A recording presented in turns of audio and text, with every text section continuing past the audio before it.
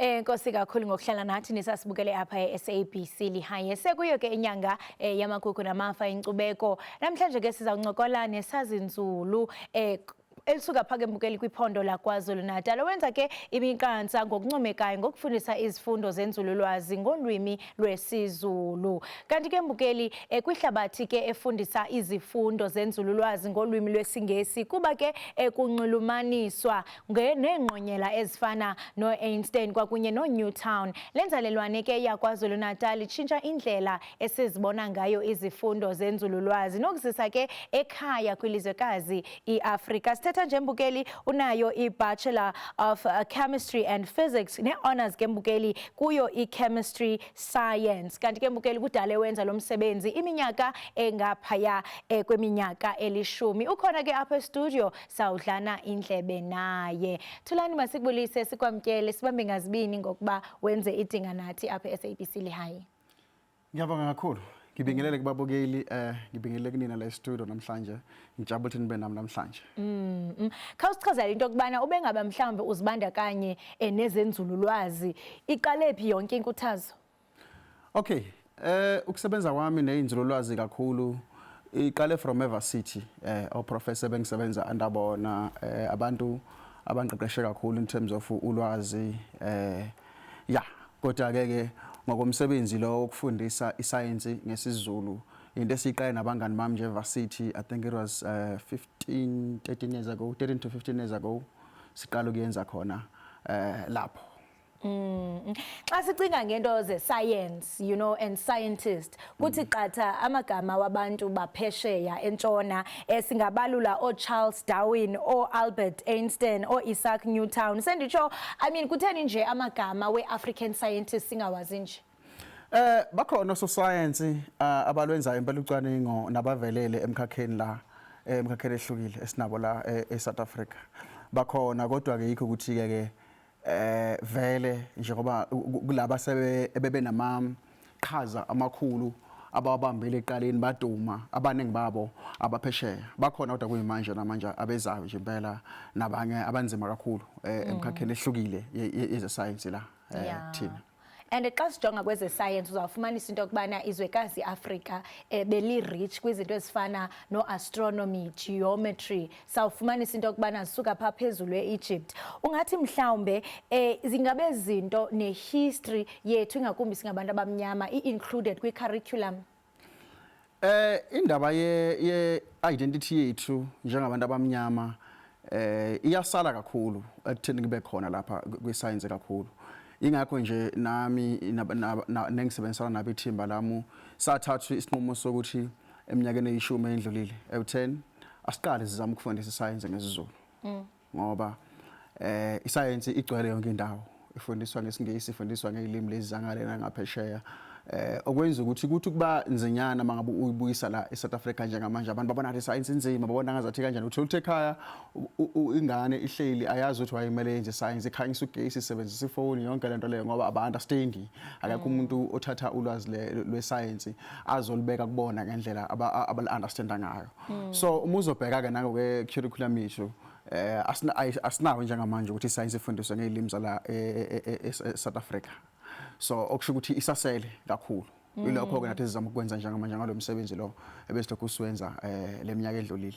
And xa uthi mhlambe nisebenzisa ulwimi lwesiZulu senzama ukucinga nje mhlambe into yokubana kwi-science akhona amagama aquzileyo oqonda into yobana ye uzowaguqula njani uwase esuntwini niwaguqele njani lo magama niwafumana phi sentsho niqinisekile into yokubana bekufuneke nenze research engapha yakokuqonda? Leyo nto ke le ibe i-challenge kakhulu i-challenge asinawo amagama engathi njengamanje aphelele ukuthi yonke into eyi-science negama eliqondile lesiZulu kwamanje kodwa thina nje basiqala ukwenza lo msebenzi eminyakeni ewu10 edlulile besithola indlela zokuthi nakuba amagama uthotho alikabe bikho igama elithile njengamanje selibekiwe le-science elichaza lento leyo eliyisiZulu thina sothola indlela ukuthi sichaza kanjani ukuze ugogo ayithole ekhaya. So eminyakeni le endlulile nje sikhonile ukuthi ama-numbers ethu makhulu kakhulu in terms of abantu esikhonile sibariche sigcina futhi lapho sakhona futhi ukuthi siphinde even si-train amanye ama-scientist ukuthi akhona ukuthi enze lo msebenzi sawanikeza ama-platforms njengoba besinama community radio stations even also Ukhozi was part of those collaborators now. We've worked with them for 3 years, seen a slot test weekly. So we're also giving some of our scientists a platform lapho, and we train them ukuthi iscience ifundisa kanje ngesiZulu, and then sibathatha siyabafaka lapha nabakhona ukuthi benze kanjalo. So noma engekho amagama amanye ashaya ngqo esikhonkosini, kodwa besinendlela thina ngeexperience yethu ukuthi uyibeka kanjani into ngesiZulu noma ngabe ngathiwa inale gama lescience. Enye into wena Thulani kukuba ungumfundisi nsapho, kwaye ke inkcukacha amanani ziyadiza into okubana over 90% yabafundi bafundiswa izifundo zenzululwazi bezifundiswa ngesingesi. Ingaba mhlambe ukufundiswa ngolwimi lwenkobe, ulwimi lwami endiliqondayo, ingaba mhlambe ungathi idala liphi ifuthe ingakumbi kwi-comprehension yomfundi, also not forgetting i-performance yakhe? Inkinga kakhulu sisi, inkinga kakhulu. Ngoba uma ungabheka njengamanje ukuze ukhona to understand into akangithathe nje ulimi esilisebenzisayo ukuthi bafunde science, bayifunda science ngesingisi, bayifunda ngesingisi science kwasingisi leso siyinkinga ngokwe performance. Uma ubheka kwezinye izikole, ubheka kwezinye indawo i-matric performance uthi ihamba kanjani, uzobona izingisi kwesona siyinkinga. Okusho ukuthi umuntu ufuna eqala understand English before izokhona understand i-science. So of course izoyi-affecta indlela ayi-comprehenda ngayo i-science le ndaba ye-language. So yiyo lento ezizama ukuthi siyiphushe ukuthi at some point asibe sesikwazi ukuthi i-science iyakhona ifundiseka ngesiZulu, ifundiseka ngesiXhosa, ifundiseka ngesisuthu, onke ama-languages akhona. And ama-universities are coming to a picture. Njengoba ngisho ukuthi I've had opportunity to train some of my scientists to do lento lena, nginamanye akhona njengamanje who are coming next. Programs where I will be training ama-scientists ukuthi bakhona bafundise science ngesiZulu ngendlela ukuthi sifazama ukuthi si-Africanize science manje, siyifake lento yokuthi singabantu thina isila eSouth Africa, sifundise ngesiZulu sethu nezinye izinto mhlawumbe ezinye masiqhubeka singazama ukuthi sizenze advance lokho. Ndiyayithanda ke lento yoku-Africanizer i-science. Uyatsho apho Thulani into yokubana niyena bekanti nidlana indlebe, kwaye ke kuyabonakala into yokubana ii-university ziyankqonkqoza. Ingaba mhlawumbe isebe lona lezemfundo lithini? Ingaba mhlawumbe zikhona ii-collaborations eninazo nabo? Kuba ndiyaqonda phaa kwiminyaka yo-2012 baba nayo i-MTBE program apho nabo beqaqambisa into yokubana abantwana babafunde ii-subjects ngolwimi lwabo. Okay, noma ngeke ngiphawulele kakhulu i-department ngokwama programs awo awenza, ngizoyikhuluma nje njengomuntu o-private mina nami who's been fighting lento for more than 10 years siyenza ngakwethu. I-collaboration esike sabana collaboration no SASTA agency yakwa DST, where we were trying now ukuthi sithole ama-journalist manje akuma-community radio stations, and then angithi sina besinama partnerships with ama-stations, ama-community radio stations, where we were teaching science for free there ngesiZulu.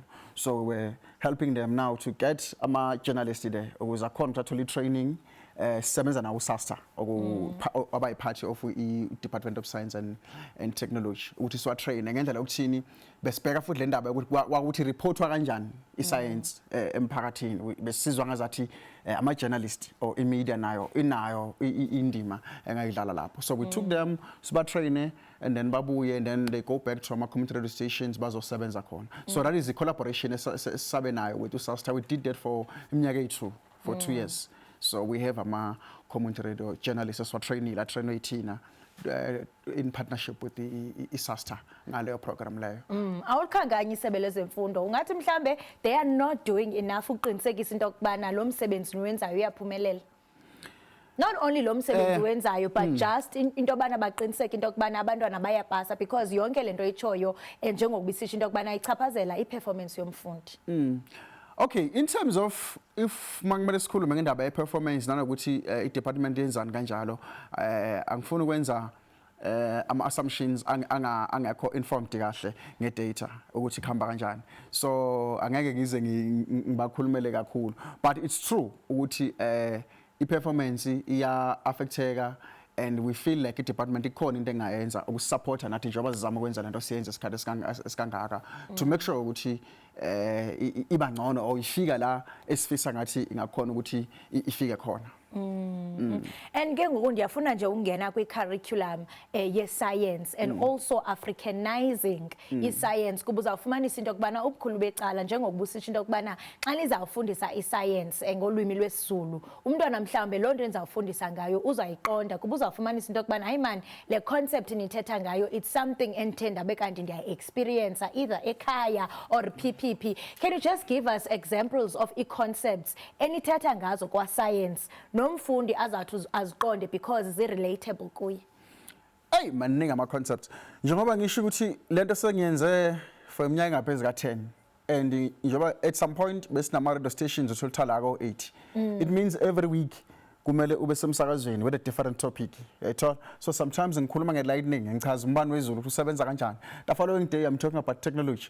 The following day I'm talking about planets imhlaba ukuthi kwenzakalani inyanga mangabe kune eclipse kusuke kwenzakalani why ilanga lishisa liqhele kangakanani so it's too many topics that esasiwenzile. And speaking about i-eclipse uqola into abana ndikuqhawule I think kwezi veki zidlulileyo siye sabona kuthiwa kuzoba khona i-blood moon ngenene nangenyaniso abantu abaninzi baye bayibona siyibonile imifanekiso ithe tshitshilili kumakhasi onxibelelwano ngokwe-science ingaba mhlawumbe le nyanga esiyibonile ebomvu ichaza ntoni?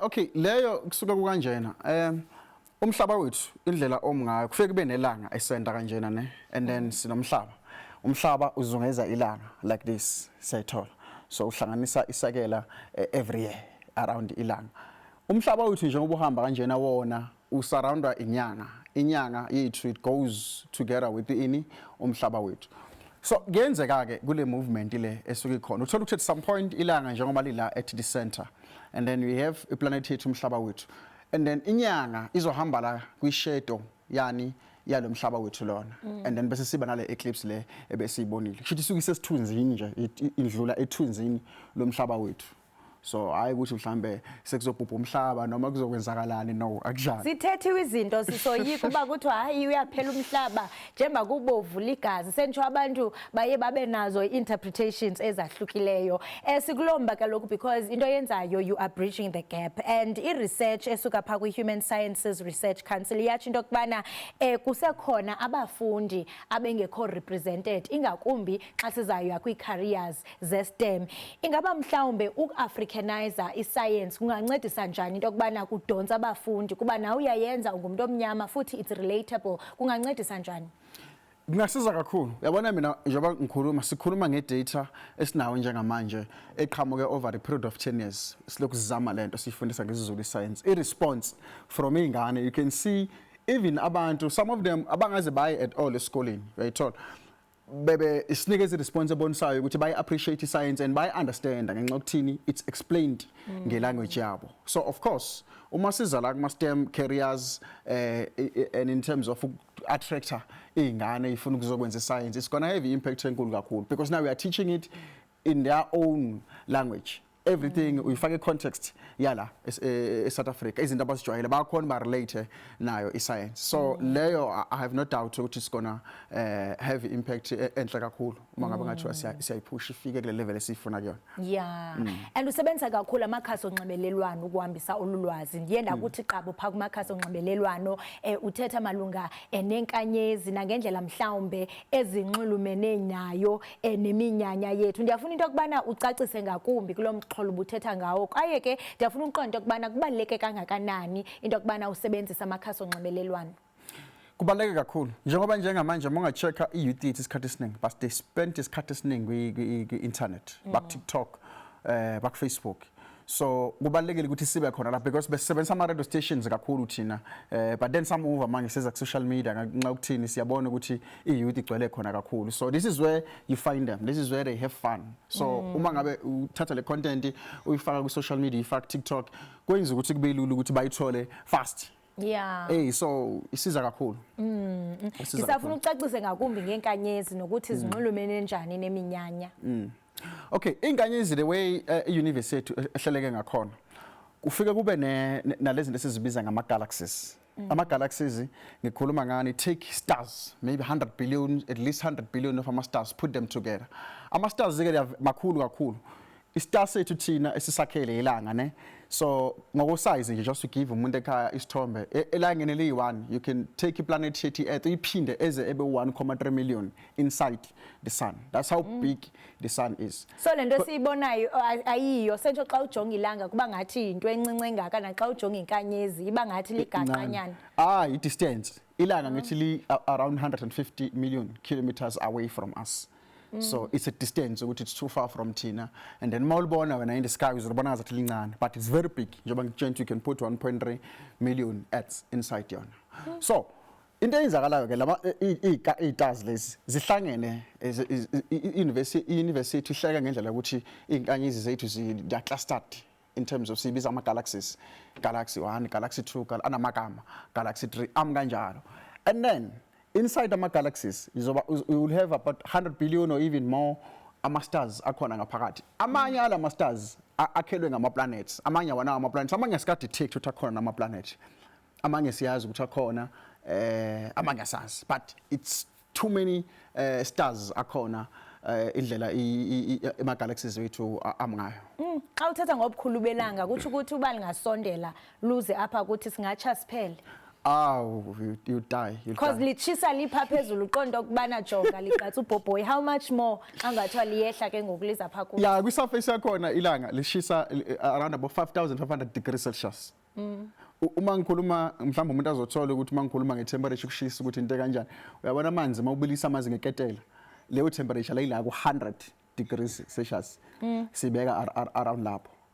5,500 degrees Celsius isafesi yalilanga ngaphezulu. So mangahlala khona vele sizomelta.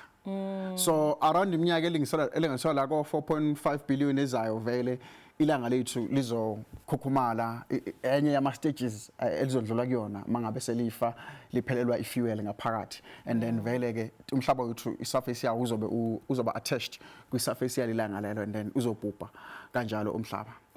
Ndiva nje kwangendlela oyicacisa ngayo into yokubana inikeza umdla kakhulu into ethi mhlambe izinto xa uzicacisa ngolwimi lwakho ziyakwazi into yobana zi-understandeke ngcono.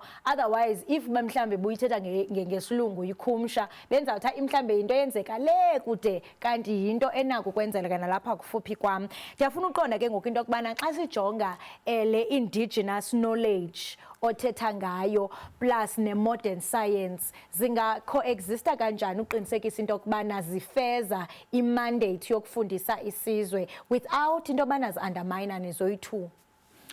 Ngicabanga ukuthi into ezosiza kakhulu lapho is ukuthi thina njengama-scientist Africa kube yithina esizama ukuthi sipush everyone uzodlala indima yakhe. Eyami indima nami le ngidlalayo ukuthi ngibona ukuthini mina awuthi ngizama ukufundisa iscience ngelanguage yethu. Ngifundisa ugogo ekhaya, ngifundisa ubani. Uthi akazo advance skills kaloku ikhona nala black science xa ifundisa ugogo aqonda obana sasayisebenzise pha. Ayibona ngoba bayabuza zonke lezi zinto lezi. So yami indima le engikhethe ukuyidlala ziningi indima. Bakhona abantu abafuna ukuthi bebe nomsebenzi wokuname yokutranslate amanye amagama escience abuye eze ngalapha esizulwini. Kukhona kumele benze research eningi esokuthinta izinto. Mangenze example nje ngezinto khona amanye ama concept othola ukuthi makukhulunywa ngawo we-science sikhuluma ngama concept of umbani wezulu like iningi yonke le nto leyo. Ngithola imibuzo eminingi mawufika lapha nabantu bayakubuza ukuthi izulu yabo into kanjani. Izulu bathi izulu litheni? Basuke befuna ukuthi like bezama uyi-understanda ngesintu ukuthi ngesintu ungamshaya nomuntu iscience ethini ungamshaya nomuntu ngezulu uyayithola iscience yakuvuma lokho uyayithola. So izinto ezikanjalo and some of these things ama researches akhona uthola ukuthi if let's say atholwe abantu abaqhamuka ema-communities ala e-Africa okuyibona abayi-understandayo ngokwesintu bayakhona ukuthi i-perception ithi ukuhluka ngendlela abazo-approacha ngayo i-research yabo into kanjalo. So i-indigenous knowledge system ne-science bangakhona basebenzisane without ukuthi ba-underminane. But nje ukuqala mina eyami indima ukuthi senze njani asifundise ngesiZulu khona bezobona ukuthi no iscience akuyona yangale nathi siyakhona si-understande ngolimi lwethu. And xa sibhiyozela njalo inyanga yamagugu nenkcubeko namafa ingaba mhlawumbe okuthetha ntoni kuwe ukublenda i-science ne-heritage lento itsho into yokubana you are Africanizing i-science. Ingaba mhlawumbe ucinga into yokubana i-science ikhona into ephulukana nayo xa izawusuka ebantwini that is ithethe nge-indigenous knowledge systems ezo? Okay, ngiqale la ekutheni kusho ukuthini kumina into ebaluleke kakhulu kumina le ukuthi njengoba kuyi-heritage man njengamanje and lo msebenzi njengoba ngisho ukuthi akona umsebenzi soqale manje soqale kudala sasengama student evarsity siqale kudala sifunde sokusho ukuthi into ebesiyibona kusukela kudala ukuthi sifuna ukuthi igcine ifike la ikhona njengamanje so makufika izinsuku ezifana nalezi izinyanga esifana nalezi ukuthi now is heritage month and then senza kanjena it's just a reminder kumina nje ukuthi oh lento engikholelwa kuyona lento engihlezi ngisebenza kuyona sengispend iminyaka emingaka ngisebenza kuyona really we have to push it still there's a lot to do until iscience izifundiswe ngama languages ethu ala eSouth Africa uyabona and then we're going to keep on pushing ufuna ukuthi ngibone ukuthi ingane ikhona ukufunda iscience ngesixhosa ikhona ukufunda iscience ngesizulu ikhona ukufunda iscience njengoba kwenzakala nangeAfrikaans so kungenzeka bakhona abantu abangakhona basisize ukuthi lento yenzakala fast nje uma singabambisana mhlawumbe nohulumeni akhona indlela ukuthi sisupportana ngendlela singasupportana ngayo hayi sesihlalele kakhulu lento siyibuka thina singayenza kanjani iningi izinto